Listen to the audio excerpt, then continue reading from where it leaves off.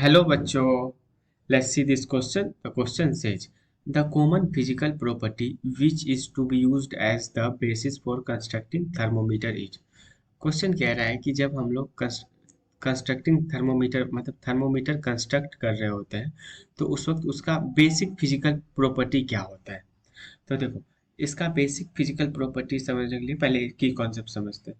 इसका थर्मोमीटर का जो की कॉन्सेप्ट होता है वो ये होता है कि dependency of volume on temperature of volume on temperature at temperature at constant pressure at constant pressure. जो हमारा थर्मोमीटर होता है वो एक कांस्टेंट प्रेशर पे होता है, मतलब एटमॉस्फेरिक प्रेशर पे होता है। तो उसका जो बेसिक फिजिकल प्रॉपर्टी होता है वो ये होता है कि थर्मोमीटर है, थर्मोमीटर थर्मोमीटर है।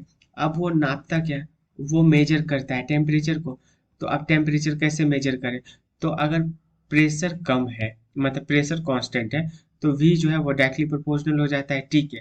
तो अब देखो, अगर वॉल्यूम इंक्रीज करे, मतलब अगर टेम्परेचर इंक्रीज करेगा तो ओबियस है वॉल्यूम भी इंक्रीज करेगा, ठीक है। तो उसका बेसिकली प्रॉपर्टी यही होता है कि the variation of volume of a liquid with temperature, मतलब अगर टेम्परेचर इंक्रीज कर रहा है तो उस किसी भी लिक्विड का वॉल्यूम ऑब्वियस है इंक्रीज करेगा। तो वहाँ यही मेन फिजिकल प्रॉपर्टी होता है किसका, कंस्ट्रक्टिंग थर्मोमीटर का। Hence option number A is the correct answer. Hope you understood it well. Best of luck.